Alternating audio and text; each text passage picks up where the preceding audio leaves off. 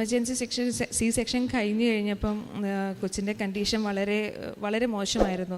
എന്ന് വെച്ചിട്ടുണ്ടെങ്കിൽ എനിക്ക് കുഞ്ഞുവാവേനെ പ്രതീക്ഷിക്കാൻ പറ്റാത്തൊരവസ്ഥയിലായിരുന്നു ഉണ്ടായിരുന്നത്. അവൻ മെക്കോണിയം അപ്പിയിടുക എന്ന് പറയുന്നത് മെക്കോണിയം പാസ് ചെയ്യുക എന്നാണ്.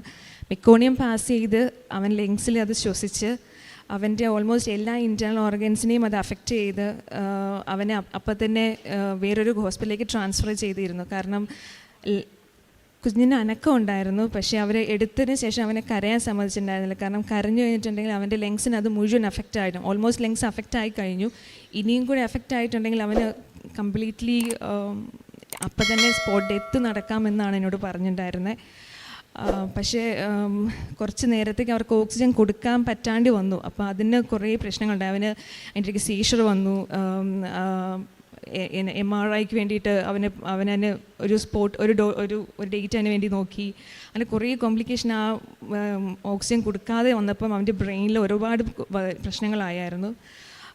പിന്നെ അവിടുന്ന് ലങ്സിന് സ്വയം ശ്വസിക്കാൻ പറ്റാത്തത് കൊണ്ട് നൈട്രിക് ഓക്സൈഡ് എന്ന് പറഞ്ഞിട്ടുള്ള ഒരു മെഷീൻ്റെ സപ്പോർട്ടിലാണ് അവൻ്റെ ലങ്സ് എക്സ്പാൻഡ് ചെയ്ത് ശ്വസിച്ചുകൊണ്ടിരുന്നുണ്ട്.